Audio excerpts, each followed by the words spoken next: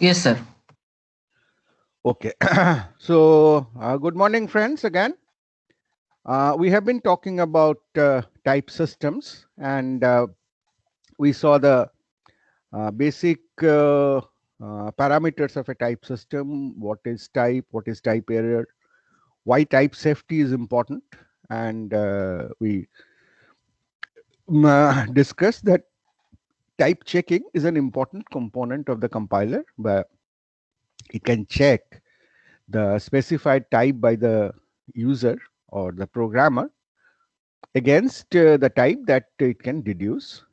And there is a generalization of that in terms of type inferencing, that given an expression, given a function, we can deduce its type. So, in the remaining of the discussion, we will focus on certain structured ways of inferring types that the compilers engage. Of course, this is based on lambda calculus again, and of course, the general actual compiler, a production compiler, will have a lot more complex system, but we take the basic foundational approach to type inferencing. So I will just quickly recap examples that we started with, and then we take more examples.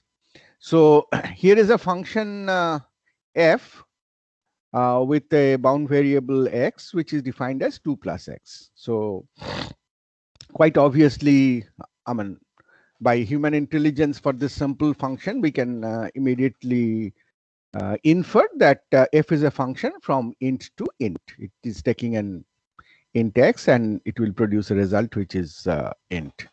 Now the question is, how do you formally, or how do you, in an automated algorithm, how do you do this reduction?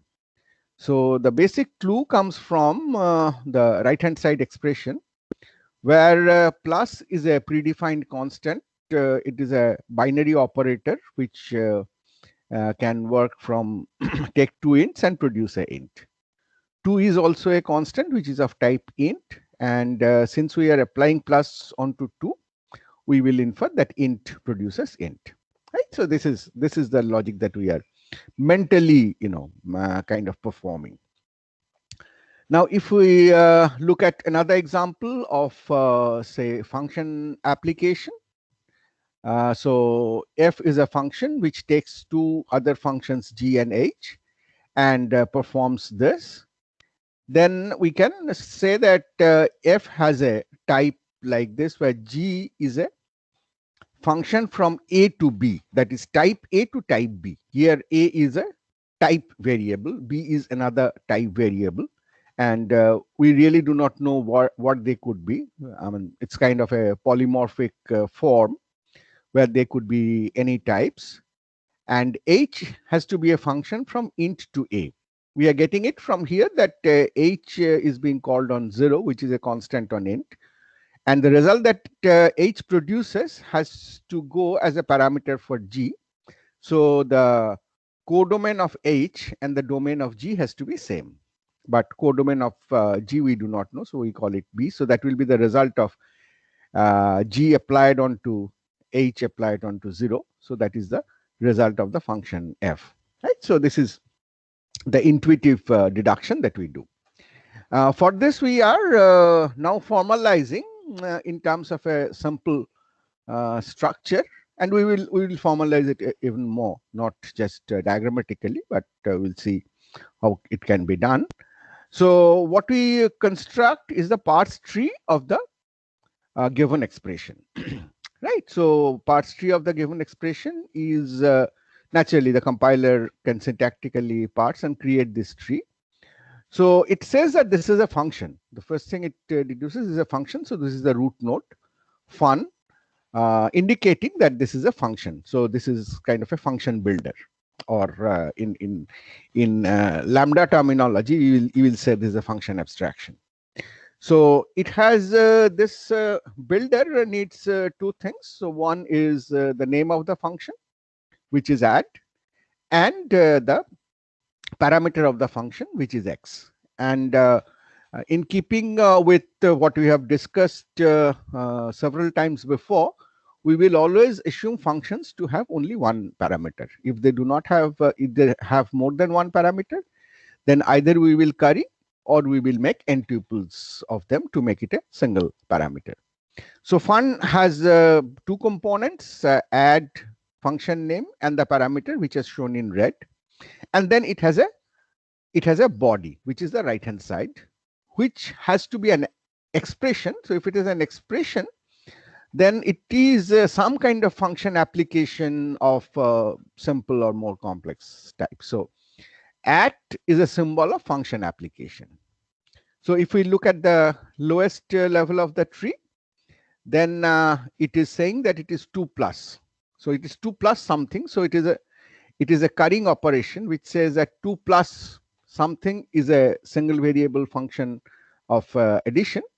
So this application applies plus onto 2 to produce a carried function. So this particular subtree is actually representation of a function application whose result is a function, the carried function. So the next node on top takes this function and applies it onto x because it is doing 2 plus x. And that application is the body of the add function that we have. So this is kind of the the way to read this annotated parse tree. So you can say this has been annotated with all this information. And we also know that since the parameter of this function is x, so the occurrence of x on the right hand side is bound to this parameter x. So we put this arrow with dots to mean that it is bound.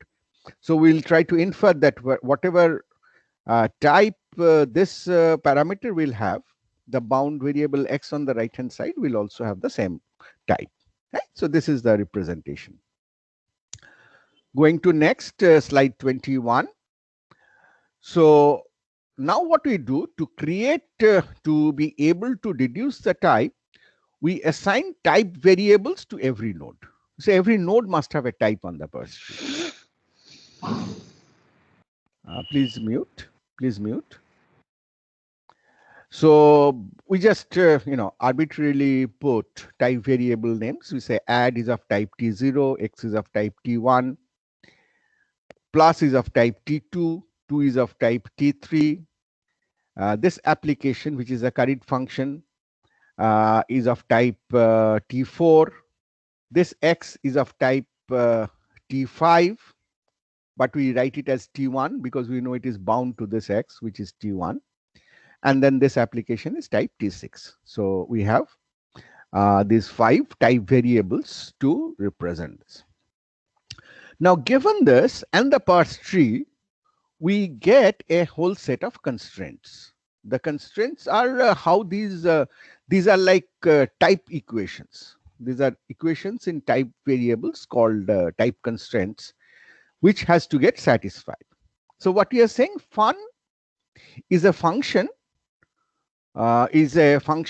add of type T0, which takes T1, X of type T1, and produces this result of type T6, whatever that type is. So I can say that this is a mapping from type T1 to type T6, which is the type T0.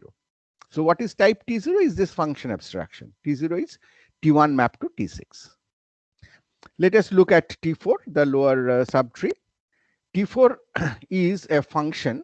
Now, what does it take? It takes the function T2 and applies it onto T3, right? So to get this resultant type. So T3 is producing T4 here. So T3 is mapped to T4, and that has to be the function type T2 here, right? So T2 should take T3 to produce T4. So T2 is equal to T3 maps to T4. That is what we write from this part of the subtree. Go to the next node, T6. We have seen, so T4 takes T1 and produces T6. So T4 has to be T1 mapping to T6. It is taking a T1 type of parameter and producing something of T6 type. At the leaf nodes, we know T2 is a given constant, which is int to int to int, and T3 is a given constant, which is of type int. So we get 5 equations here in 5 unknowns, right? So these 5 constraints is what we have to solve. So this is in generality, we can say that this is the rule that we have used. We have just using 2 rules. One is function application. So if this function applies onto T1 to produce T2, then T0 has to be T1 mapped to T2. Quite obvious. And the other rule that we have used is function abstraction, where if T0 is a function which takes T1 and produces T2, then T0 will have to be equal to T1 maps to T2. Quite these are quite obvious deductions, but these are the basic rules based on which all those annotations, I mean, from the annotation of the parse tree, we have been able to construct the set of constraints. So now we will use a solver to solve this. So this is a set of so I'll show some example solution techniques, and then we will try to generalize. So these are the given equations. So what can we say? We say that T2 I know maps int to int, right? And T3 is T3 maps to T4 here, right? And T3 is int. So T3 maps to T4. Since T3 is int, so this is int maps to T4. So what is T4? T4 has to be the domain of codomain of T2, this mapping. So T4 is int to int. So this is what we deduce. So we have got the value of T4. So we put it here. T4 is int to int. Now T1 maps to T6, which is now okay. Now what you get is T4 is int to int, and we already had T4 is T1 to T6. So if we equate these two, we will get T1 is int and T6 is int. So T1 is int, T6 is int, which tells us that T1 to T2, T1 to T6 is int to int. Put it back all together, we have got the solution of all of the type variables on this parse tree. Right? So if we bring it back, this is what we had in the parse tree. These are the different type variables which we have solved. And therefore, the type of the function that we wanted to determine, add x defined as 2 plus x, which is type T0, is int to int. So we say that the type of this is int to int. Quite pathological example, I agree, but a good way to get started and visualize how this process can be done in an automated fashion. Let us look at the other example of apply, which is kind of a polymorphic function. So apply takes f and x and applies f onto x.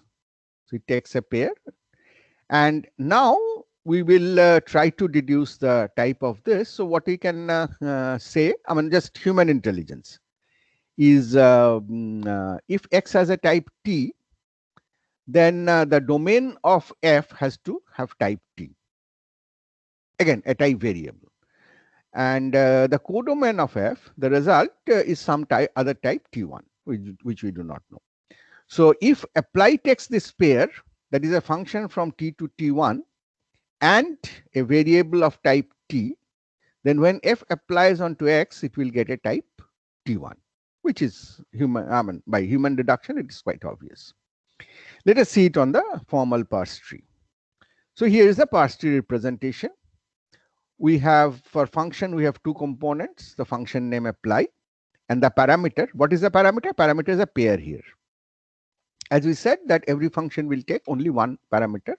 So here we are not, we are using that notation of n tuple. So since there are two, we will make a pair. So we consider pair to be a predefined builder, which in turn has two components, f and x. So that is why these are the definition part. So these are shown in red. So pair is a takes two components. First component is f, second component is x. And the result of this function is the application of f onto x. So this part is f applying onto x to give this body. Now what we have further is from the right hand side, the both variables f and x, they are bound to the function definition. So the f here on the right hand side is same as the binder f in the pair, and x is same as the binder x in the pair. So we put this dotted arrows, which will help us to deduce that the type of f in the function body is same as the type of f in the function binder, and so for the x. So we will again go ahead and we will assign type variables. This is the basic formal approach. So we say that apply has a type T0, the pair has a type, okay, F1 has a type, F has a type T1, X has a type T2, pair has a type T3. This F has a type T4, which is same as T1. So we write T1. X has a type T5, which is same as T2. So we write it as T2. And finally, this application of F onto X has a type T6. So we have 1, 2, 3, 4, 5 type variables to solve for. So now based on this sparse tree, we will set up the type constraints. What are the constraints? We know that T1 is taking T2 is applied on T2 to produce T3. Right? So I'm sorry. T3 I know is a pair constructor. So this is a new constructor. So T3 is a pair of T1, T2. So we write it as a pair constructor. I'm sorry, I was talking differently. So this is a pair constructor. In terms of T6 here, T1 applies to T2 to produce T6. So T1 is equal to T1 maps to T6 function application. And this is function abstraction. T0 takes will have a binder T3, which is binding T6. So T0 is T3 maps to T6. So we get three equations, and you may note that we have actually 5 unknowns: T0, T1, T2, T3, T6, and we have 3 constraints. So obviously we will not be able to totally solve it, which is not expected because this is polymorphic. So given this, let us go systematically. We know T3, so we replace T3 above here. So I get T0 takes this pair, produces T6. We apply T1, which we know in terms of T2, T6. So we put it here. The first of the pair is a function mapping. We get this. And then you can see T0, T1, T3. These are known in terms of T2, T6 on the right-hand side. So we just make it simpler looking. We replace T2 by T and T6 by T1 to get this.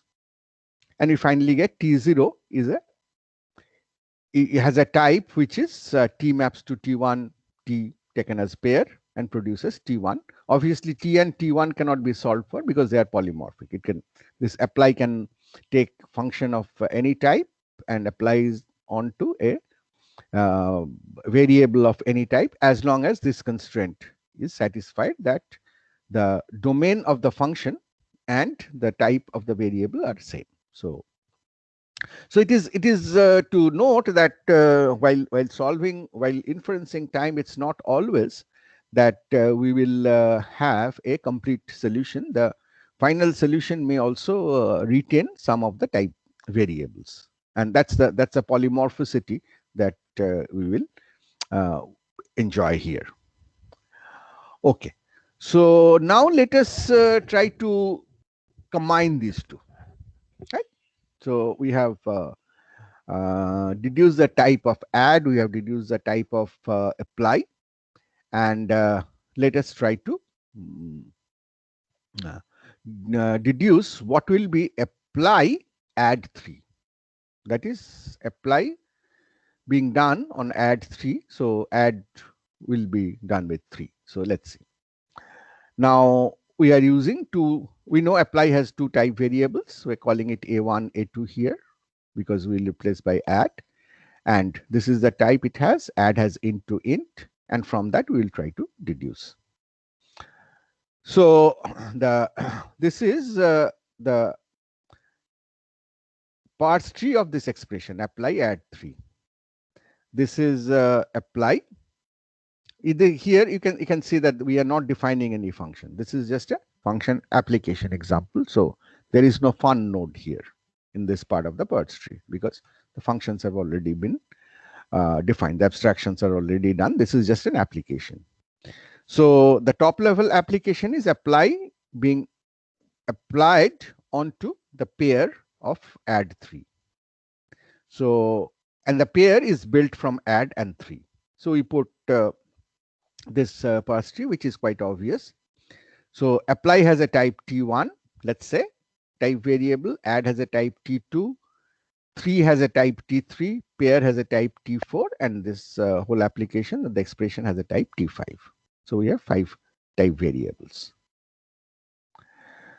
So this is put in T1, we know from the, going back one slide, this is what we know from the function abstraction. This is what we know from the function abstraction. So we will make use of those.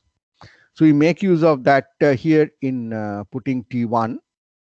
This is from the function abstraction. In that context, this application will make sense, right?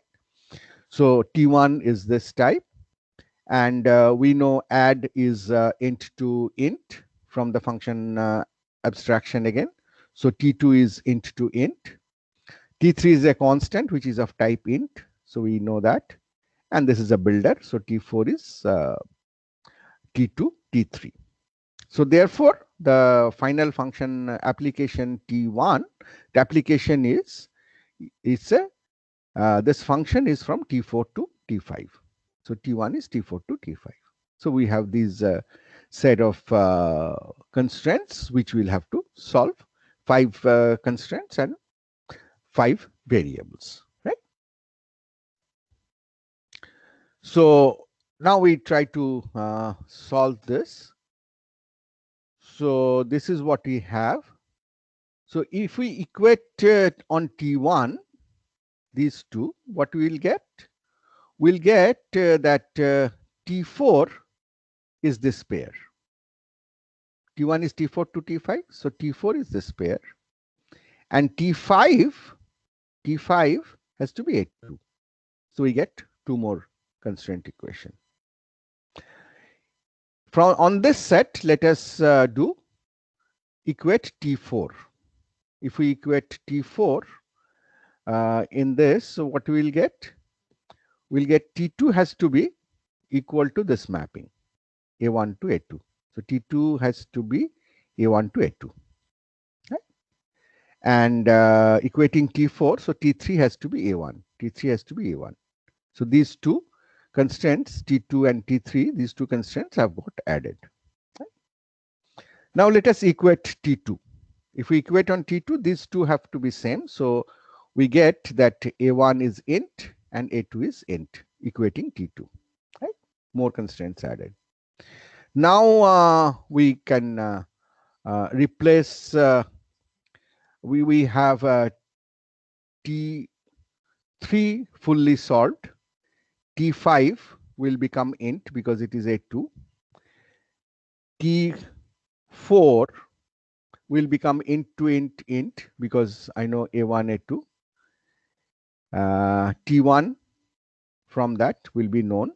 So even though it was originally a polymorphic, I mean, one of the components, the apply, was polymorphic, but since I have instantiated it with a specific function having types, I have been able to solve for all of these starting from 5 constraints only, and now we know the type of all of these, and we know that this is the resultant type. So we can say that this type T5 is int, which is quite so I have the type T5.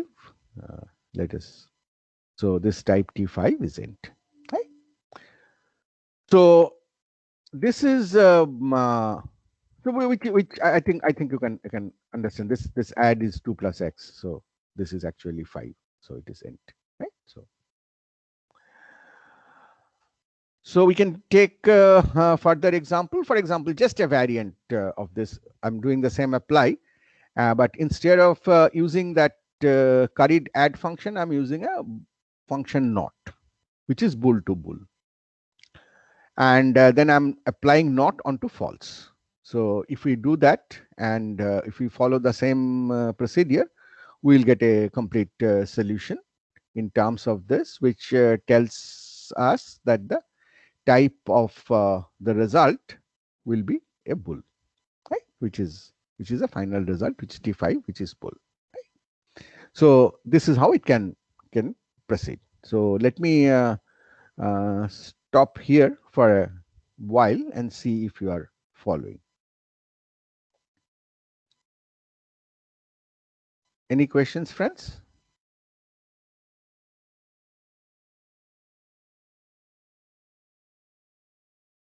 No, no questions. Okay. So I hope you are following this. So let us go back.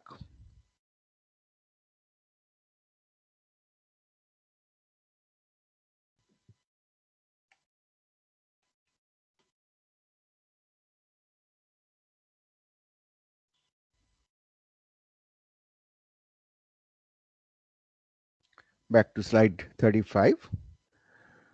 So let us try to see something interesting now. So far, all the expressions that we have taken have actually been type correct, right? They're type consistent. Now let us see the consequence of inconsistency. So I again take the apply function. I take the add function. Earlier we did apply add 3. Now I'm doing apply add false, right? Obviously, so what I'm trying to do is I'm trying to add 2 to false, right? And then, I mean, that's the application. So this from human observation, we can clearly say that it is a type error. So let's see what our system gives.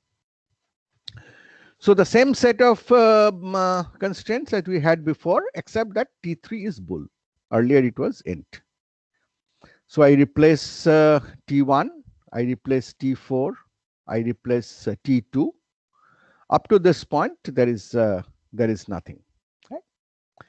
Now, what do I get? I get T3 is A1, which is int. So T3 is int, right? From here. But I have from the very beginning, T3 is bool. So I can see in terms of my constraints, the type variable T3 can be bool or it can be int, right? So it is an inconsistent solution. It is telling me that type variable have 2 different types. So this is the way the result actually manifests, that if you have a type error, your solver for the constraints will come out with inconsistency of solved types. So you say this is a type error, right? So the checker fails. You can take another, like you can take apply, take not, and apply not onto 3. So what you are trying to do is do a negation of 3, which is, again, should be a type error. So here I have T3 again as int and T2 as bool to bool. Up to this point, there is nothing. But again, T3 is int here and T3 is A1 here. And A1 is bool. So I again have 2 possible types for T3, which is inconsistent, and we will have a type error. So this is the basic mechanism by which I can infer types and say if I have been able to solve these constraints consistently, whether completely, if it is completely type specified, or in terms of certain unresolved type variables, if it is of polymorphic type, then I say that the type checker succeeds. I have an inferred type. But otherwise, my constraint solver will fail at some point, because for some variable, we will see that the type is inconsistent. I'm getting two different results, right? So now, having seen these examples, I try to generalize in terms of the type inferencing algorithm. So we say that assign a type to the expression and each sub expression, and for the compound expression of variable, use a type variable. For known operation or constraints, which is predefined constraint, such as plus, 3, or false, use the type known for that symbol. Then using the parse tree, generate the constraints on the types. These constraints reflect the fact that if a function is applied to an argument, for example, then the type of the argument must equal the type of the domain of the function. So these constraints do enforce that, which we got from the parse tree. Then you solve these constraints by means of unification, which is a substitution-based algorithm for solving the system of equations. So we will not do the solver in detail. I just want to give you a kind of sense of how that solver usually works out to be. Okay. So for getting into that, let me take a different kind of an example, not in the usual type system, but kind of an example to see how to frame and solve type constraints in a little bit more formal way. So what I'm trying to do is I'm trying to create a type system for matrix algebra, right? Just not general functions. So we know a matrix has dimensions m cross n, m rows, n columns. And I denote that as m maps to n. This is not function mapping. This is just a notation to say that a matrix of dimension m cross n is denoted by a type m to n, right? In that case, these are the rules of matrix algebra. What is multiplication? If I'm multiplying A with B, then if A is S to T, then B will have to be from T to U. Otherwise, the multiplication is not defined, we know. The number of columns of the first matrix and the number of rows of the second matrix has to match, right? So if this is S to T in the environment, again, we have that ubiquitous environment where everything is known. So if in the environment A is a matrix S to T and B is another matrix T to U, only then this rule precondition satisfies and the rule fires. Then the consequence is environment has the product AB as a matrix, which is from S to U, having S number of rows and U number of columns. We know this rule. I mean, I've been doing it from school. But this is a formal way to put that statement in terms of an inferencing rule. Similarly, for addition, if in the environment I know matrix A is S to T and matrix B is S to T, if it does not match S or does not match T, then the precondition will fail. That is, the rule cannot be applied. In real terms, what you mean that two matrices whose rows and columns do not match cannot be added. But if they satisfy, then the resultant matrix A plus B in the environment has a type S to T, S rows and T columns. We define another, squaring rule, let's say. So if A is a square matrix, what is the representation of a square matrix? S to S, same number of rows and columns. Then A squared is also S to S with the same dimensions, right? So this is my type system. These are my set of rules by which I'll try to deduce the type of a matrix expression. And I'm trying to deduce the type of AB plus CD whole squared, where the types of A, B, C, D are given like this. A is S to T, B is U to V, C is W to X, and D is Y to Z. Of course, these are all different variables. So what we will try to come to is, if this has to have a consistent type, then what is the relationship that these variables, type variables, must have? Here, the type variables means either the row dimension or the column dimension, of course. So let us go and apply what is the type of this given the types of ABCD.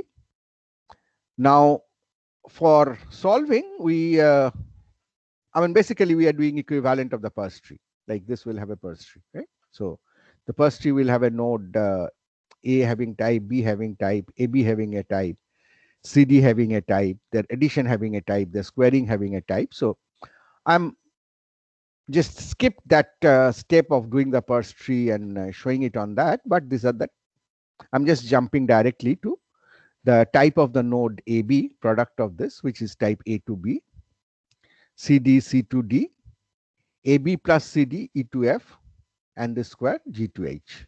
These are all type variables introduced. Right. So now we apply the rules. Say if we apply the multiplication rule on AB, what do I get? If A is S to T and B is U to V, then AB is A to B. This can happen provided I have T is equal to U. Otherwise, I cannot multiply. So T is equal to U. The resultant product will have S as a number of rows. Here it is A. So S has to be equal to A. Similarly, the resultant columns have to be V. So B has to be equal to V. So I get these three constraint equations by applying the multiplication type inferencing rule for AB.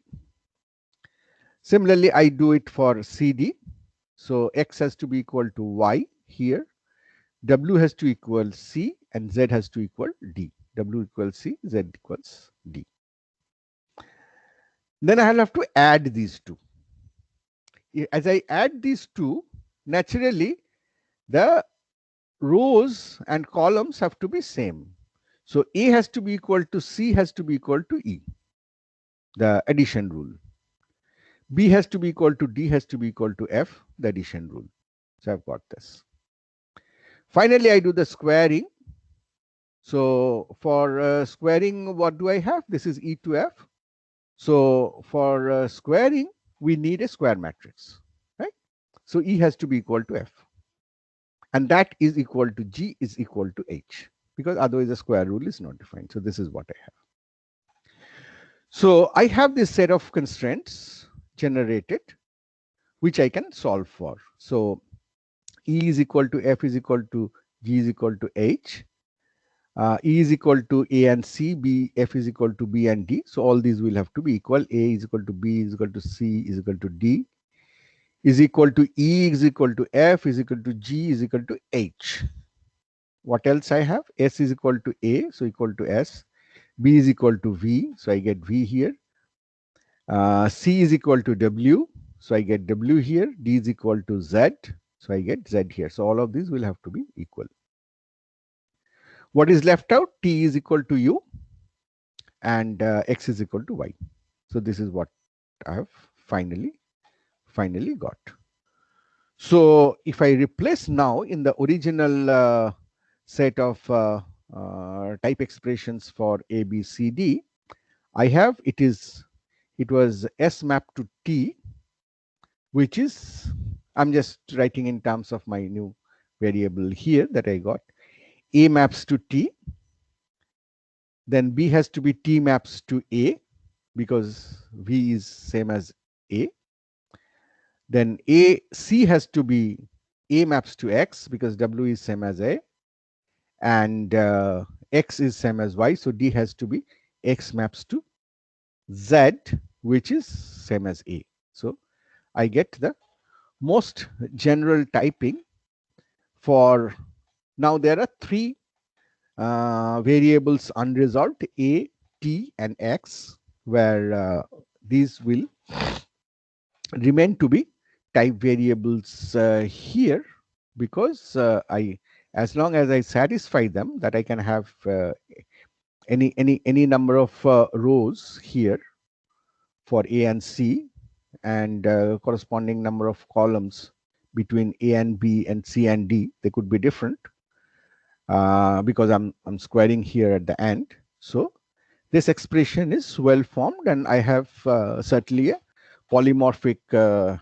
type for this whole matrix algebra, right? So this is just to, just to illustrate. I mean, this is not what many languages support. Of course, MATLAB does. So MATLAB internally certainly has that.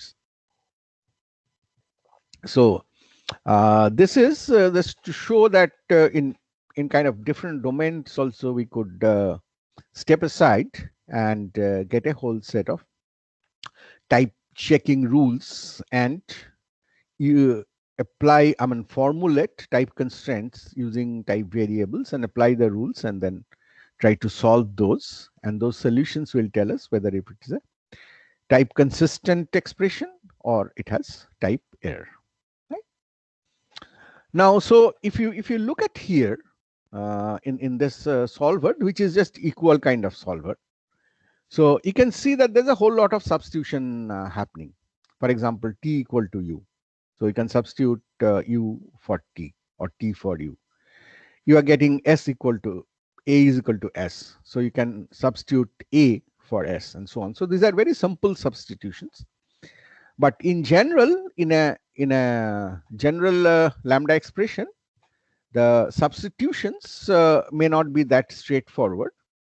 So given two expressions, we need to see whether they are type equivalent through substitution. So this is known as unification. This we call is the unification. So unification is a process of substitution S that unifies two given terms, that is, makes them equal. After this substitution, you make a substitution and the terms become equal. If they do, then they are representing the same entity. So if you are given two terms S and T, then we want to find a substitution S such that small s substituted with S and T substituted with S will be equal. And such a substitution is called a unifier for S and T. So we'll say S and T are actually the same. They can be unified together. They can be thought of together because I can do a substitution to make them equivalent. Okay? Examples mean sense. So I have two examples, two terms here, term S and term T. So it is fx gy within parenthesis, f within parenthesis gz w. Now the question is, are they unifiable? Can I unify them? They are unifiable provided I can find a type. I can find a substitution which make them applied onto both of them will make them the same expression. So I say, I mean, this is quite obvious observation you can make, that how will they become same? Here is x, that three terms, first one is matching. If I make a substitution between the second terms and the third terms, then they will become same, right? Quite, I mean, here it's quite intuitively quite clear. So the variables x, w, x, y, z, and w are used in this substitution. So the substitution is x is substituted by I'm sorry, gz, and w is substituted by gy, right? This corresponding. So if I take the first expression, then apply this substitution, then x is replaced by zz, so it becomes f gz. W is substituted by gy, has no effect because there is no w here, so it remains gy. Take the second expression, f gz w, use the same substitution as, X has no instance, so there is no substitution here. W has an instance gy. So you substitute W by gy, you get this same expression. So this is from top, this is from bottom. What you see is with this substitution, it becomes the same expression. Right? So we say that these are unifiable, where the unifying substitution is S. Right? This is the basic idea. So that now we can say that these are not two different type expressions, they're the same type expression, which is. Now please note that unification is a purely syntactic definition. So you are not looking at the meaning or anything of that sort. You are just saying syntactically is it unifiable, right? So the substitution is just doing that so that you can solve later on. Now, obviously, it will give rise to two basic questions. One is it necessary that a unification exists between two terms always? The answer is, of course, no. Consider the term x and fx. One term is f and another term is fx. Now, where x is a variable. Now, you cannot find any substitution of x which can make this same, right? Because whatever you substitute for x, this f will remain extra. So it is not necessary that between two terms a unification will exist, which is quite obvious because they are distinct types then. The second question is a unifier unique? Even when it exists, it may not be unique. Let's get back to that same example, this one. I provide another substitution, different substitution. Earlier, I was substituting x by gz parenthesis, w by gy parenthesis. Here, I do a different. I substitute x by this gfab, y by fba, z by fab, y by gfba. Right. Note the pattern. Earlier, I did x by gz. So I have written, instead of z, I have written something here, whatever it is. And I have put a substitution of z by that. So, necessarily I'm doing the same thing, but the syntactic forms are different. Similarly, I was substituting w by gy. Instead of y, I have used something fba. And I have given a substitution of y by fba. So this is my substitution. Let's apply on this. So if we apply on this, you get x, you get this gfab, and for gy, for y, you'll get gfba. Try to do it on the second term. F gz, z is fab, so it becomes gfab, and w is gfba, so it becomes gfba. Going forward, going backward, you can see that they are turning out to be the same expression, right? So I can say that between these two terms, the unifier necessarily is not unique. I saw one unifier earlier, and I see another unifier now. And it's just open to imagination. You can keep on thinking of different unifiers for these two terms. So their possibilities are unbounded. So it is, so when you can have multiple unifiers, so there is one case where you do not have an unifier. Then you say that these terms are not unifiable; they're distinct. That case is out. When you do have unifiers, then the question is that out of this, potentially infinite number of unifiers that could exist between two terms which are unifiable by substitution, which is the one that you should use, which is the one that algorithm will have to pick. So on slide 45, we say that when a unifier exists, there is a most general unifier, MGU, which is unique up to renaming. So what is this most general unifier?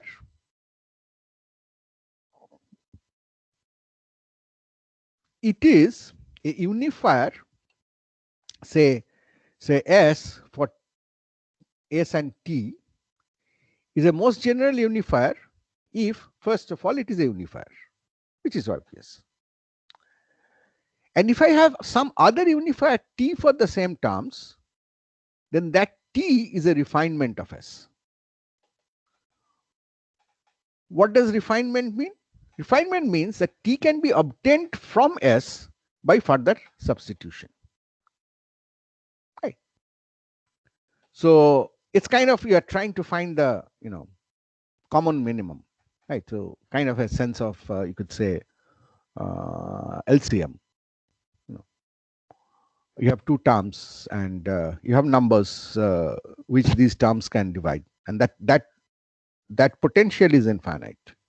What are the numbers that two numbers, say 3 and 4, or say 6 and say 6 and 8 will divide, are potentially infinite. I can take 48, I can take 96, I can take 192, they divide. But there is a number which is what? It is 24, right? So that both 6 and 8 divide that, but it is a factor of any other such number which both of them divide.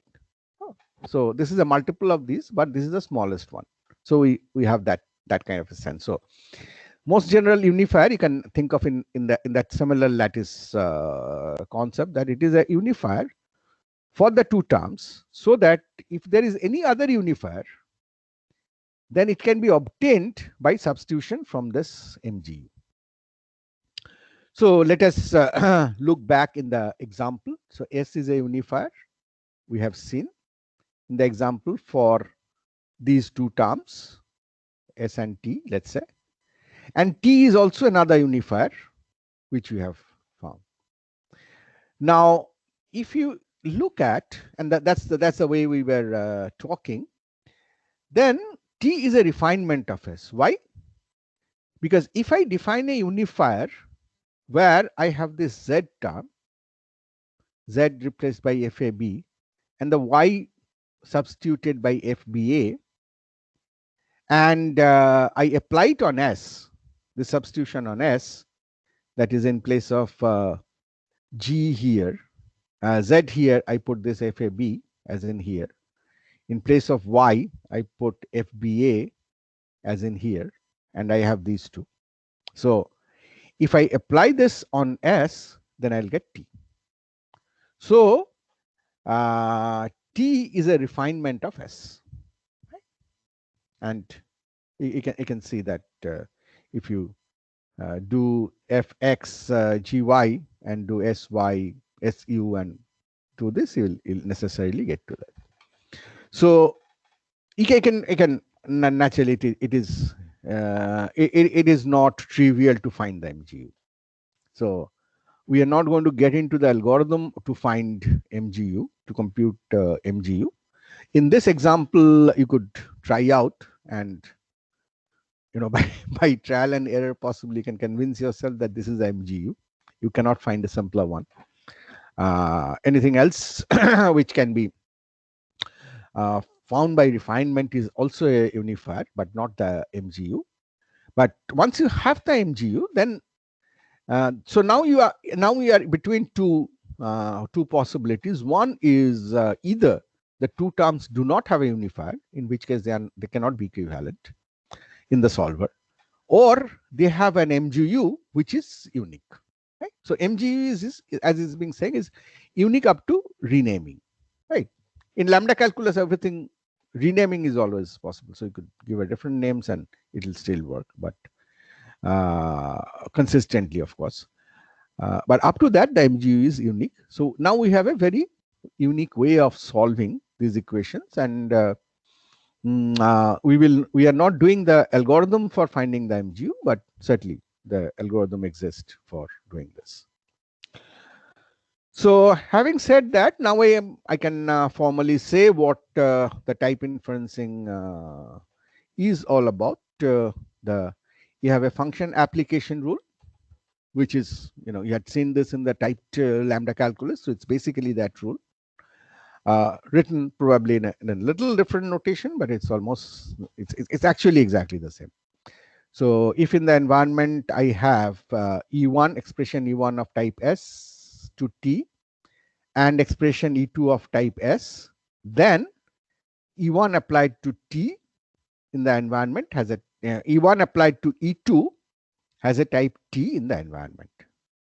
Similarly, in terms of function abstraction, if I have X having a type S in the environment and E is of type T, then the function abstraction Fx is equal to E is S mapped to T. We saw this in terms of the typed lambda calculus. So these are the base rules on which everything else is built. And we will in this certainly we will always make use of the renaming to say that these terms are equivalent or not.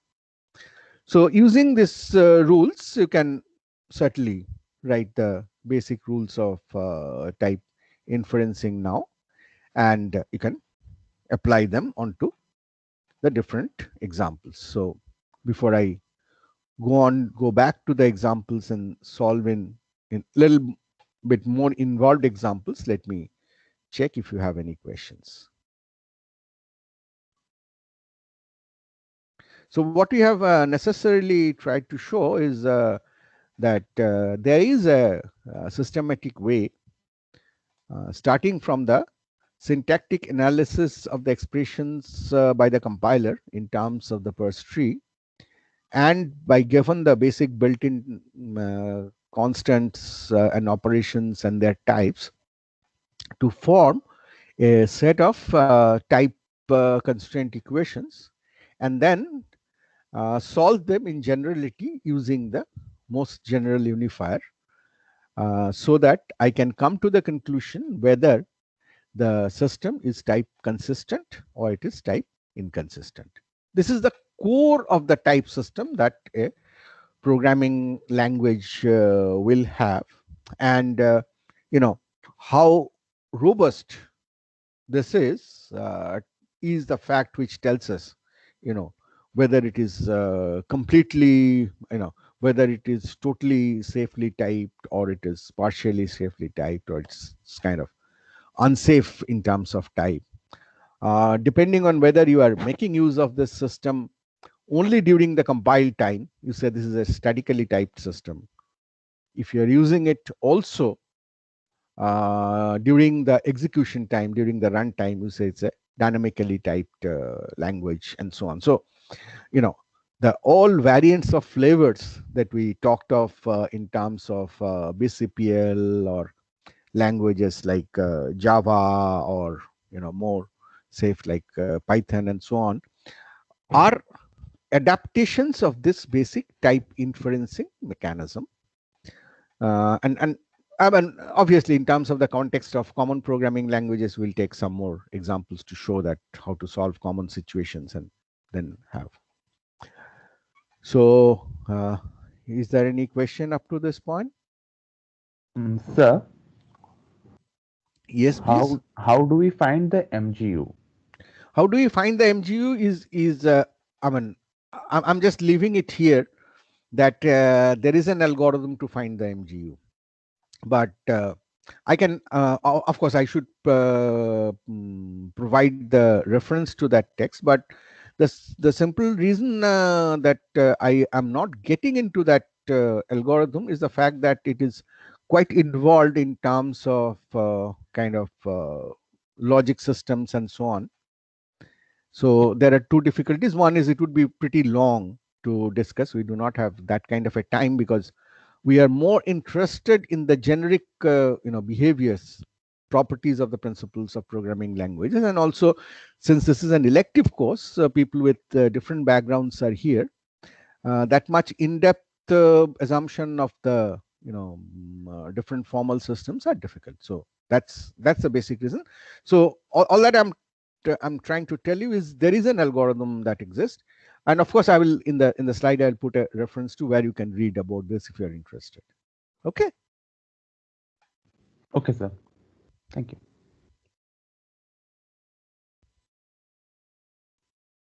Okay, so let us get back and try to see more examples. I don't know if I'm bombarding you with too many examples, but at least myself, that's the way I can learn. I always need to go through examples to understand what is being said. So I'm following that. Okay, let us take a type inferencing example again with a recursive function. Finally, computer scientist or computer science finally cannot breathe unless we get to see our recursion, right? So here is a function which is not exactly written in the lambda notation. You know all the consequences of writing recursion in lambda and those solutions in terms of y combinator and the fixed point and so on. So let's not get into all those complications of purity, but this is simply what you can write in terms of a common programming language. So where you say that sum x is a function which takes x and adds it to sum x minus 1. So that's something very, very rudimentary. And obviously, given that plus is int to int, this is int to int. That's what I am. So let us use this pathological example. I'll obviously, you will say that recursion, it's an exit condition and so on. We'll come to all of that. It's not that we'll skip, but this is just to show the approach. So let us form the Perce tree. Here's a Perce tree. Right? Let me walk you through this. So there's a function definition fun, which is defining sum with a binder on x, which is this body, what is on this side. Right? Now, let us look into some of the Lisp nodes. Let's go a little bottom up here. So you have a plus operator, which is with x. So there is a currying here. So plus operator is predefined int to int. X is of some type. And that gives me a curried operation, curried function here, which is represented by this node. Obviously, this x is bound to the x on the left hand side. So there's a dotted arrow. I have a x minus 1 here. So I have a subtractor function, which is also predefined. I have x onto that, and I get the result here. I have 1 applied here, get the result here.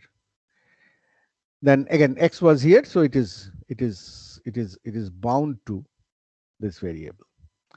Now here I have sum of x minus 1, sum on x minus 1, right? So sum being applied onto this x minus 1, which will produce this result. So sum is bound to this function declaration or function abstraction, right? So these dots are important to follow.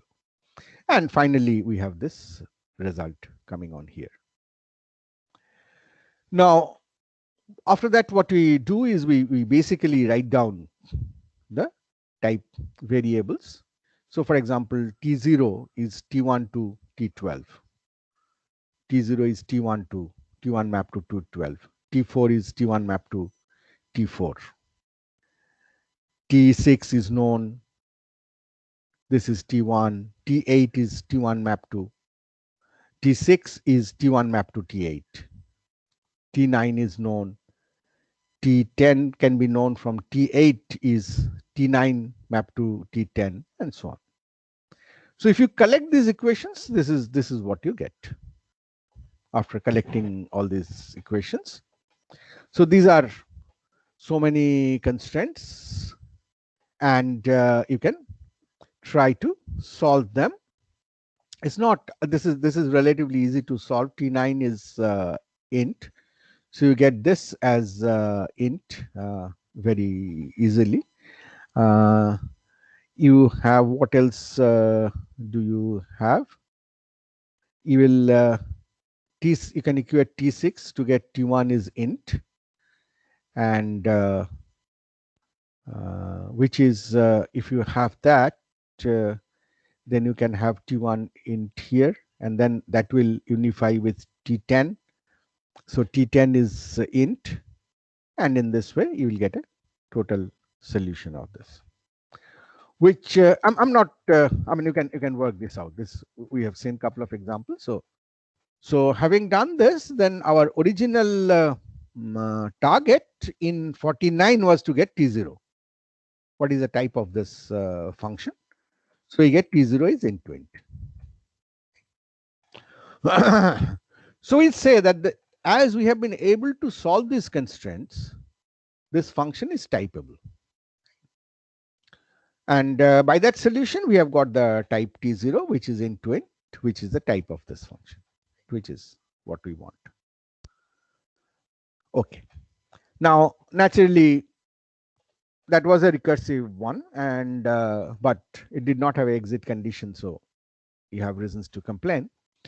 So let us take another example. Here, we are taking an example where there are multiple clauses. Right?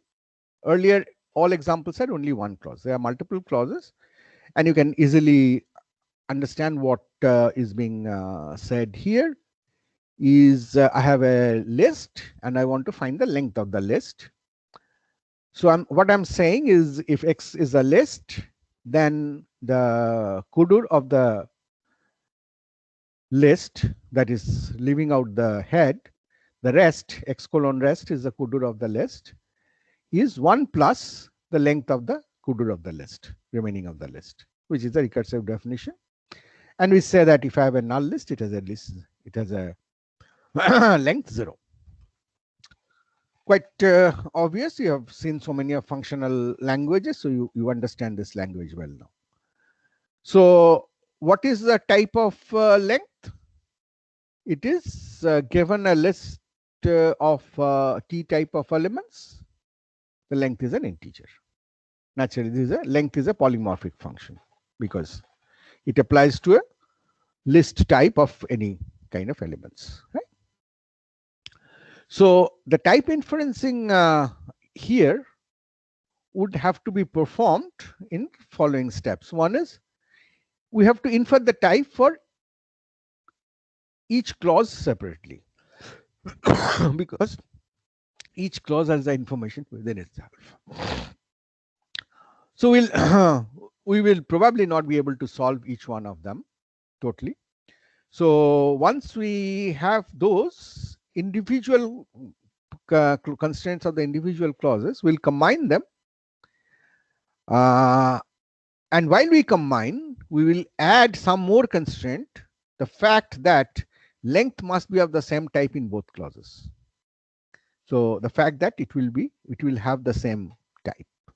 Right? That is how we will combine the clauses. So we'll infer for each clause, we'll combine the constraints and add the constraint that all clauses will have the same type. Then there is length on the abstraction here and the length on the application here, giving us the recursion. So we'll say that a recursive call, the function in the call must have the same type as of its definition. So they must be of same type. So these three simple steps applied should give me this. These are all intuitive as well as mathematically sound. Right? So first let us take this, the recursive part. The length function has a type involving type variables. This function is polymorphic. We form the parse tree. The function abstraction name is length. Then you have this kudur operator, right? So which is the binding parameter here.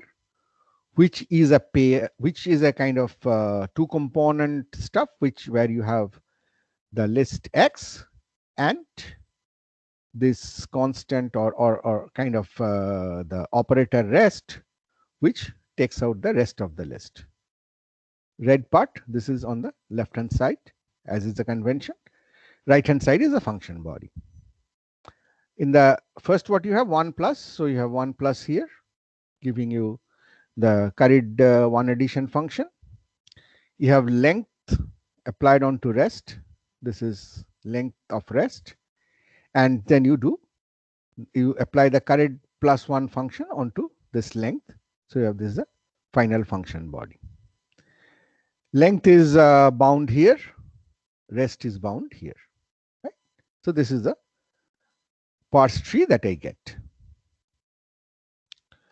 So on this parse tree now, this is just drawn in a little flattened way, but this is the same parse tree. On this parse tree now, I assign type variables T0, T1, T2, T3, T4, T5. This is same as T0, T6. This is same as T2, T9, T10.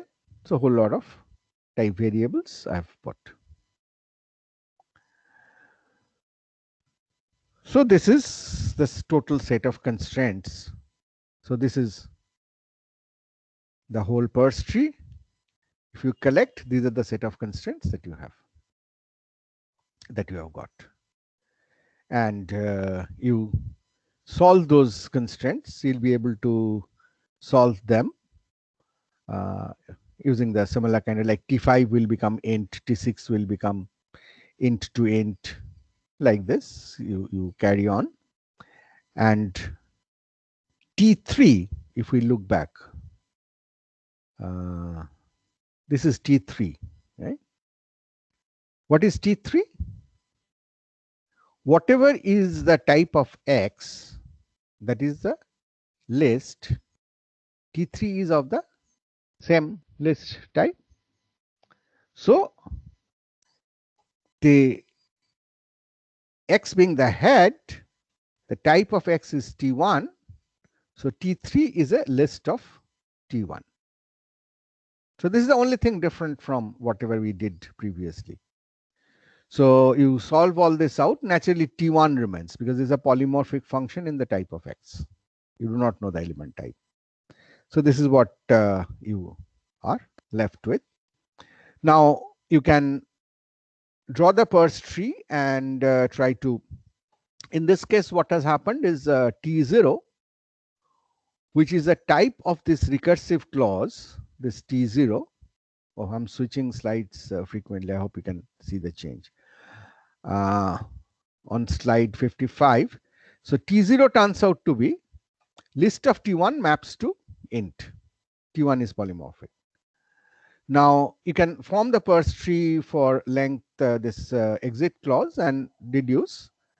But the other way could be that you take this expression and you have seen that the length must have this type and check whether this clause conforms to that type. You'll see that this clause conforms to the type because your unifier on the length is of type list of some element type T1, and the result is a constant of type int. So we can say that this function length has a type list of T1 to int. Okay, so I hope that was understandable. Let's take another example, say append.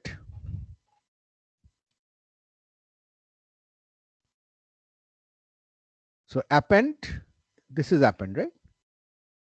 Append to a null list an element R gives you R, and append X colon S with R gives you X colon append of XR, right? You are putting it at the end, right?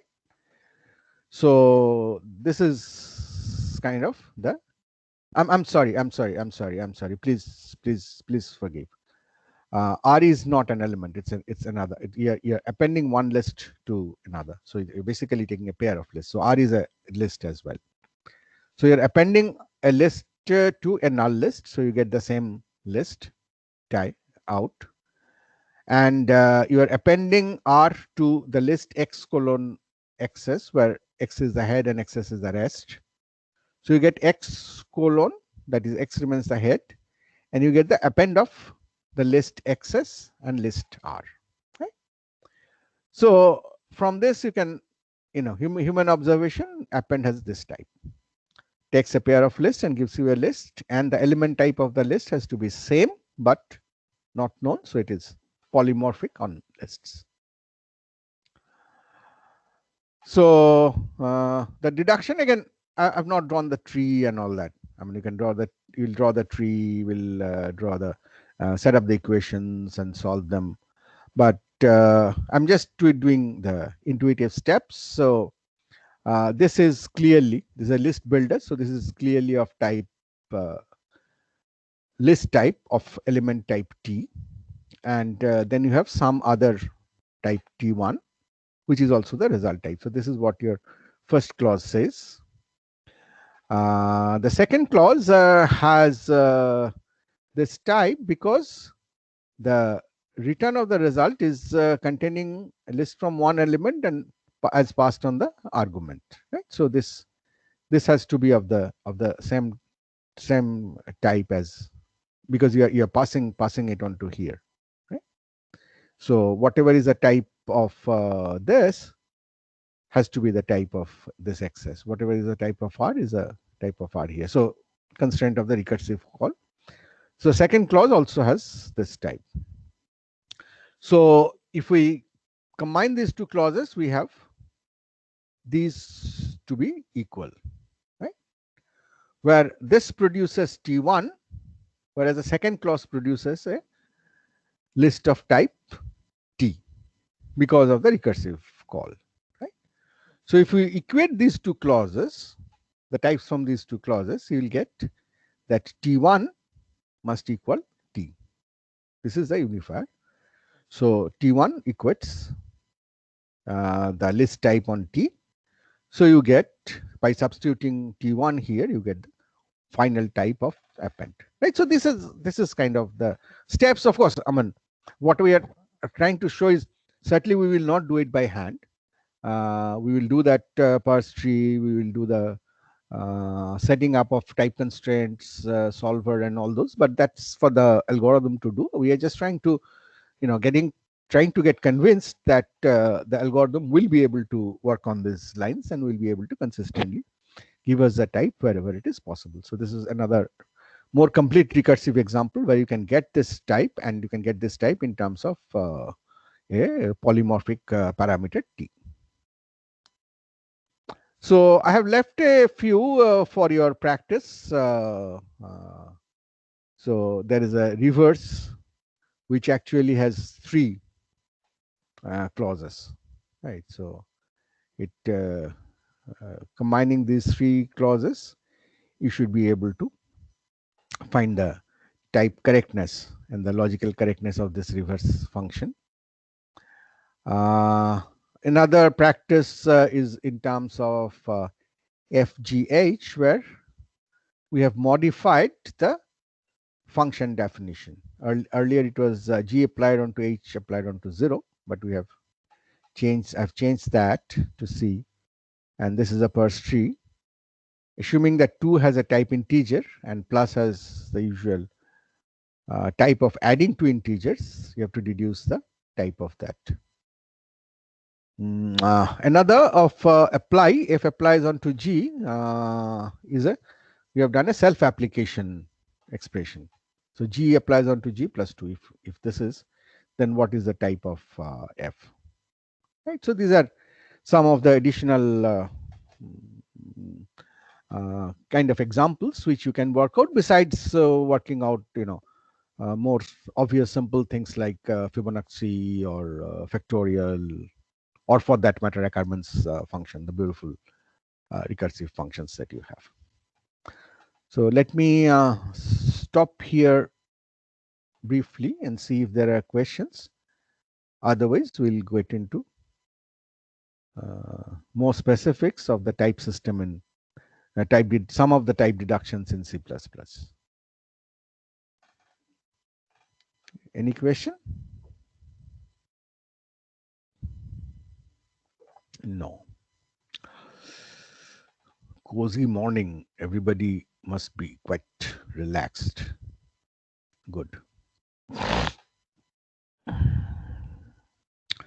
So this was, up to this point, was the kind of the formal stuff in terms of the type systems, in terms of type deduction. Now, just to give you more real flavor of type deduction in languages, we will again make use of C++ and show some of the possible type deductions that C++ engages, which, I mean, to a varied extent in a user point of view, you must be aware of, to show that what kind of deduction rules go in there, which are, I mean, on top of this formal deduction, because common programming languages provide lot of features to make programming easy for everyone. And then we will also take a glimpse in C++11, which is the later version, to show that some of the very interesting type features that the language has provided, and kind of how the type system works with such features like auto and so on. So I'm not discussing in terms of the type system, common type system of C++, which is basically checking the type of variables, which is relatively straightforward, because all that you need to do is to maintain the type of a variable from its declaration onto the symbol table. And whenever you build expressions with the variable, you will be using certain functions for the operation. I mean, it could be operator function like a plus b, or it could be, say, some function or something. So the type of that function, single function, would be known. Type of the parameters are known from the symbol table expression, and therefore you'll be able to check that type in a direct manner, right? So that's more a direct application of what we have done. So that part of type deduction in C++, I would like to focus a little bit, is on the polymorphic side.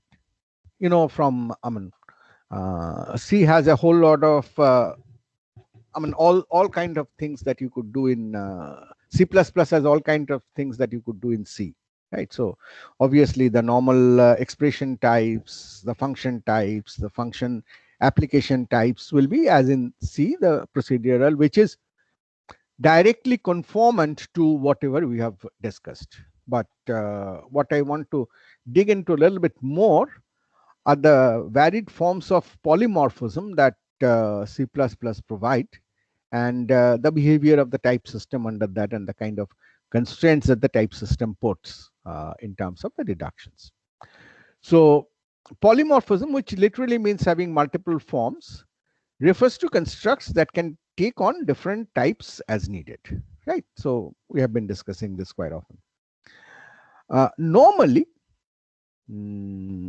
I mean, I should say it is more common that the contemporary programming languages deals with these three types of polymorphism.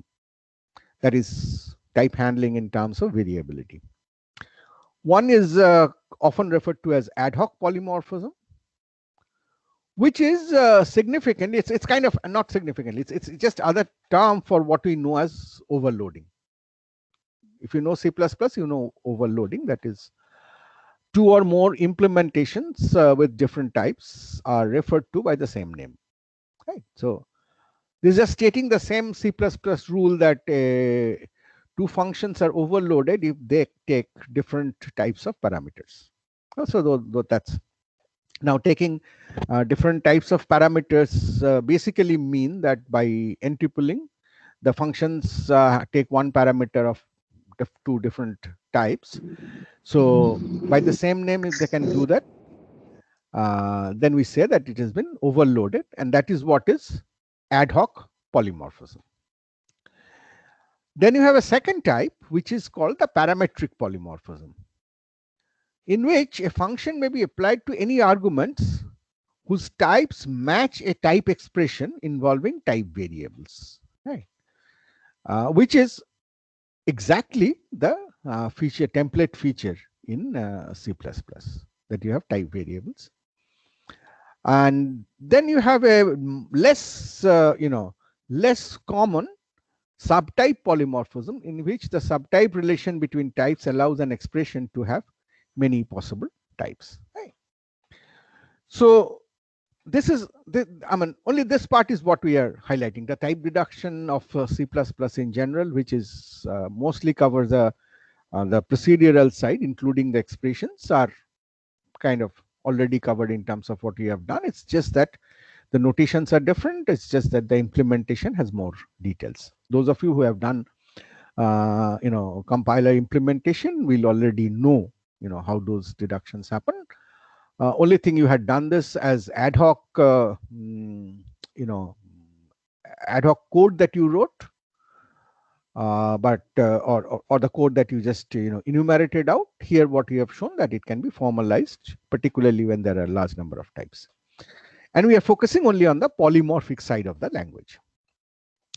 So the main characteristic of parametric polymorphism is that the set of types associated with a function or other value is given by a type expression that contains type variables. This is so just a Haskell example. So sort in Haskell has this type.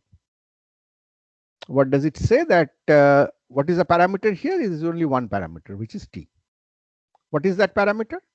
That parameter is the type of the element of which the list is built, ordered list is built, which we are trying to sort.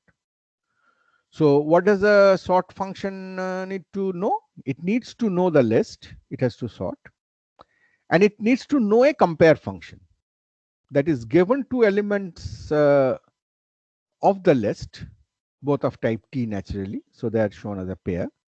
So given this pair, it will produce a Boolean result, less or not less, or greater or not greater, something of that. So this is a compare function. So it takes this functor and the list and produces a sorted list.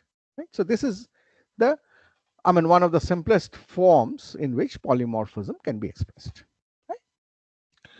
Now let us take a very quick walk on the ad hoc polymorphism, which is overloading. So when you have two or more functions overloaded, then this is kind of the type inferencing logic that C++ engages. It first identifies a set of candidate functions, which are overloaded and so on. From the set of, because the whole space has all functions in the program, so it chooses a set of candidate functions. From the set of candidate functions, it identifies a set of viable functions. Not every candidate may be viable. Now, if there is one viable function, you are done. Then you know that is the function being called. That is the resolution of the overload. You have known the type. If it is not, then it has to go through, and this is where the ad hocism of the whole process creeps in. And this ad hocism is a strategy of the language definition, language designer, as well as the compiler writer. Right? So from the first two steps would be almost the same in all languages which has overloading. But this third step of, if I have more than one viable function, which is the one that is best suited, is kind of loaded with the connotation of that language, with the practices of that language. And so in C++, you have this strategy, and this order is important, in this order, that You choose the best viable function if you find an exact match. If you do not find an exact match, you do promotion. If you cannot solve it by promotion, then you try to do standard type conversion. If that also cannot resolve the viable functions, then you have user defined type conversion. And if you fail that, the compiler throws up its hands and say, I'm confused. Right? So this is the whole process. Let's see examples. So step one, some sources from her, these are lifted. Step one, you find candidate functions via name lookup. You have to have the same functions by the same name. Unqualified calls will perform both regular unqualified lookup as well as argument dependent lookup, whatever is applicable. So step two, you'll filter the set of candidate functions to set a viable functions. A viable function for which there exists an implicit conversion sequence between the arguments of the function is called with and the parameter of the function it takes. Right? Example illustrates. So I did not show the step of choosing candidate functions is by name, so it's quite obvious. Now these are the 4 candidate functions we have, let's say, and we are trying to resolve the type of F4, which means I need to find out of these 4 functions, what is the function that I bind to? What is the function that will get called? So that will give me the type of F4. Okay? So out of these viable functions, I check on the parameters. Now 4 is a defined constant for int. So 2 is viable quite obviously. Okay. 2 is viable quite obviously. Okay, do not get confused by this equal to delete notation. Don't think that this is a typo. This is something which C++11 introduces, wherein you can say that whether a function can be ignored in a particular overload situation and so on. Let's not get into that. For now, I should actually remove this, because this is a C++11 feature. So let's say I have func f int. So this 2 is obviously a viable candidate. But so is 1, because a viable function for which there exists an implicit conversion. There is an implicit conversion sequence. This is where the language design considerations are coming up. So you're saying that the language has defined that there could be a change of type under certain situations. And that one is such situation where this type is int and this type is char, which is considered a 1 byte signed integer. Right? So the language says that they can be used in a way interchangeably, says that it provides implicit conversion to the type system. You are saying that you will unify these 2 types. Right? And this assumption is specific to the language design. Right? But C++ has that.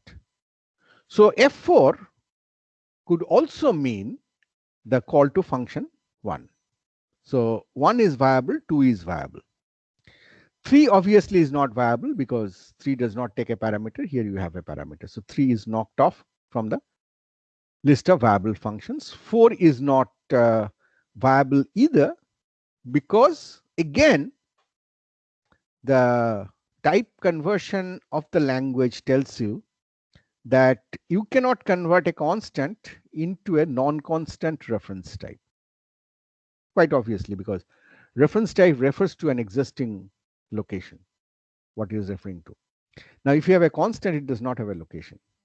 So either you can, either you'll have to have a constant reference type, or you will not be able to pass a constant for a reference parameter. So that is, again, like 1 becomes viable because of the implicit conversion. 4 becomes unviable because the language does not allow a conversion from a constant to a reference of that same type, unless that reference also is a constant. So different. You can see that the finer grains of type rules are coming in, which apparently when we look at this code, we will not. I mean, we just know the rules so much that we don't think that really formal type inferencing is coming on here, right? So the first level of inferencing by this will eliminate 3 and 4 and will keep 1 and 2. Right? Next step. So what we have got is we have got 2 functions now. So 2 viable candidates. Now certainly we need 1. So we need 1 because we need naturally to have a unique semantics for this. So for some argument, the implicit conversion sequence for that argument in F1 is better conversion sequence than for argument 2. So you have int and char. This is function 1. This is function 2. It will choose this one because it tries to do exact match first. So by exact match, it has found a unique function. This is not an exact match. 4 is not considered a constant of the char unless you assume implicit conversion. So implicit conversion rule now, so now you can see the reason for ranking these rules. So here 4 has a best match with int, so int is what you bind it to. And you've got the resolution, so you know the type of f. F is into white. Okay. There could be cases where you have user-defined conversion. For example, you consider a case here. I'm just assuming that you know this part of C++ that type conversion operators that the language provides. Language supports, not provides. So you have a struct A. I'm just using structs because the encapsulation is not important in this discussion. So it has 2 conversion operators, one to int and one to double. So it says that if I have a value of type A, then I can convert to int through this, or I can convert to double through this. Right? So I have a value and I'm doing this initialization. Right?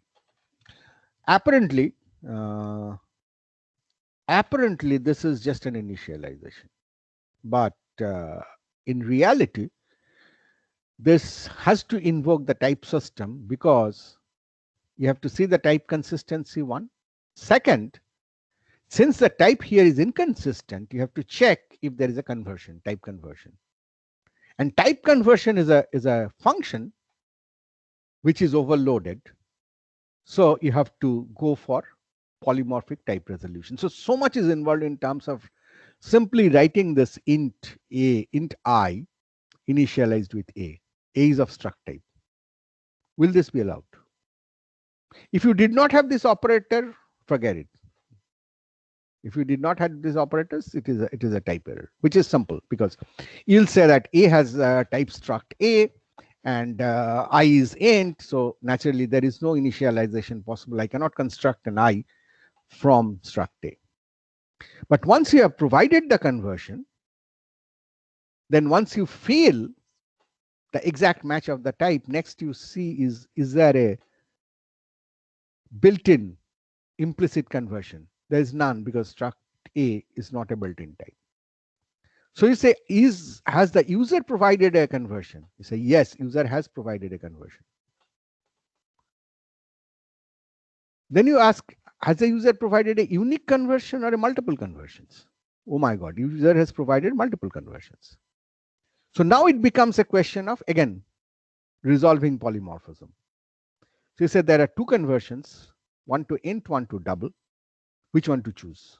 So again, this initialization becomes a choice of a polymorphic overloaded function resolution.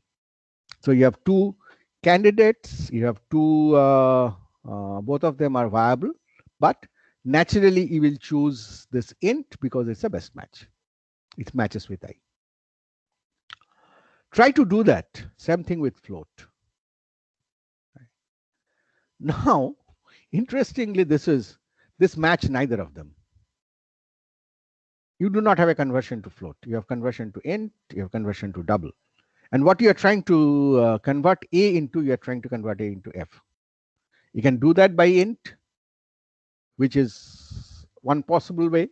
You can do that by double because either way, if you do it by double, then it will convert into A into double. And then you need an implicit conversion again to convert double into float. If you do it by int, then it will convert A into int. Then you need an implicit conversion again from int to float. Right? So to the compiler, both are equally complex. Right? So not like in the first case where the conversion by int is one step, conversion by double is two steps, because you'll convert A to double and then implicitly double to int. So that is more cost. So you could choose operator int. Here you would not be able to make a choice because both of them has the same cost. So you get stuck with two viable functions and you cannot choose the best one. Well, we will have to skip this for now because I'm sure you do not know this notation. Operator x ampersand, you will understand that you are making a reference. But operator x ampersand you probably are not familiar with, which is called the R value reference. So I'll talk about it in the next class when I have talked about R value reference. But up to this, it's kind of should be good. Then the next step you try to do best match is so you can see we are going by steps. I've gone back to slide 66. So this is I'm going through the process of choosing the best viable candidate. So step 3.1 was through direct match or implicit conversion. 3.2 was through user defined conversion. User 3 is reference binding, which I'm skipping for now. Next, if that did not work, the best match will be F1 is not a function template specialization, but F2 is. You have a function template here, T, void ft, and you have a function fint. You are calling f42. Now there are two candidates. One is fint. One is this templatized function with t as int. Right? Which one would you bind? It is always a non-template is given the preference, language choice again. So it will bind to the second call. So if f1 is not a function specialization, but f2 is, then you'll get. If both are function specializations, you have two functions, f, t, and you have int star p. Now you are calling fp. Now you see there are two ways to do this template, type inferencing here. I can infer, I know the type of p is int star, right? So think about the set of constraints being set and so on. So two different sets, you have to choose which one. If both are consistent, or if one is not consistent, you are done. But if both are, so p is int star. So if you look at the type variable t here, then you have a solution by setting t to be int. Right? So you can call this function with int because this will become int star. You have a solution here as well because t can be just int star. Right? So both are viable solutions. But if you have this situation, so of two or more, then the one that is most specialized, this is most specialized because here the pointer reference is a part of the function signature or the function type. Here it is not. So it is more generic. The first one is more generic than the second one. Second one is more specific. So you'll choose the second one. See, I mean, these are all C++ rules because you're building the type system. So you have to make, these are possible cases of ambiguity and you have to make consistent choices which the compiler can exercise and the developer would understand. If there's no single best viable candidate at the end, the call is ambiguous. You have f double, you have f float. You're calling f42. It is ambiguous. Mind you, f42.0 is not ambiguous. It will get resolved because 42.0 is considered a double constant. So it has an exact match with the first function and will need a conversion to float. So that is a bigger cost. But when you do 42, you either do 42, which is the int constant, to double. So we have one type conversion to double, or another implicit type conversion to float. Both are of the same cost. So you cannot say which is a better match. So the compiler throws up hand and say, this is ambiguity. I can't handle. Right? So this is these are kind of some of the overload resolution that or the rules that C++ compiler use. It converts L value to R value wherever it is required, which is the most common. Then it takes the address and actually talks about the value. It converts between array and pointer. We all know this. It can convert between function and function pointer. So I can call with G. I do not need to call with ampersand G. And it can do convert pointer only to constant pointer, but not other types. It will not convert by implicit conversion. Then there are a couple of promotions. Character can be promoted to int, float can be promoted to double, enum can be promoted to int, short, unsigned int, so on and so forth. And there are some standard conversions, which is integral conversion between the types. So you say that is that a promotion usually is information preserving. That you'll typically promote a smaller type to a bigger type so that you don't lose information. But standard conversion may be possible between two types where you may lose, for example, floating point to integral conversion. This is an allowed implicit conversion in C++. The type system, finding out that these two are the types, has a substitution rule to substitute integral type or the floating point type to solve those constraint equations. But it is naturally, these are dangerous because certainly if I convert an int to a short, in several cases I lose information because short is smaller. Then we have pointer conversions, bool conversion like integer to bool to integer, and so on. So a final example. So these are common situation. These are the functions you have, function definitions. This is a call. You have a function G, function F, function F, function H, function G, function F, function H, function F, like this. You have a call to resolve. So the first step, pick by candidate function, which is by name. So F2 is F, F3 is F, F6 is F, and F8 is F. So candidate functions are 4 here. Check for viability by number of parameters. It is 1 parameter. F2 has no parameter, knock it off, it's not viable. It is candidate but not viable. F6, well, it can take 1 parameter, so retain it because it has a defaulted parameter. F8 needs 2 parameters, so this cannot happen, knock it off. So what you are left with is F3 and F6, F3 and F6. Now you have to see what is the best viable function out of these two. Now if I look at F3, I need, this is a 5.6 is a double constant. So I need a conversion from double to int, 1 cost. If I take F6, given that this is already defaulted, I do not need a conversion. I have an exact match. Double constant, double parameter. So between these two, F3 has a cost of 1 conversion, F6 has cost of 0 conversion. So double is the exact match and F6 is the choice that it will bind to. So therefore, when you get this this function, then you have again the type that it is going to be from double to void. Right?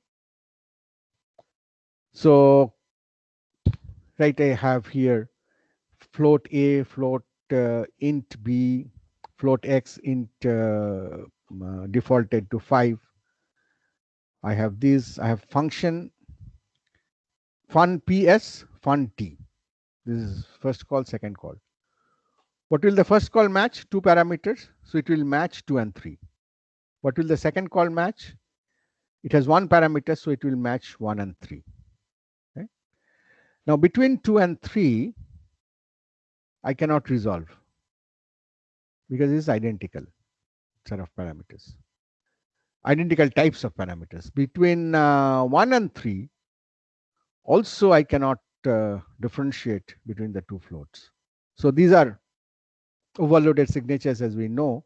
They will fail because you will fail to deduce a type because you cannot eliminate after you have the viable functions. You will not be able to find the exact match in terms of this. Right? So I think it's time. So we just could discuss the ad hoc polymorphism today.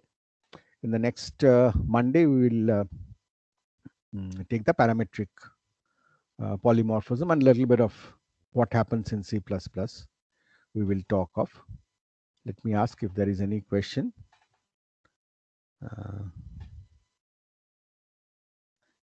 Anything that you wanted to ask?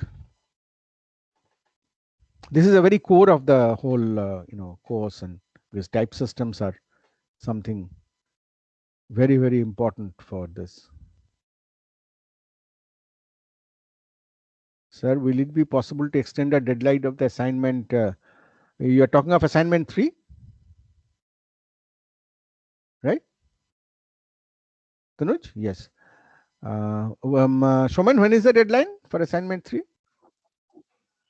Sir, it's 11. That is tomorrow. Today is 10th, right? Yes, so sir. It is tomorrow. Okay, make it 12th. They want it.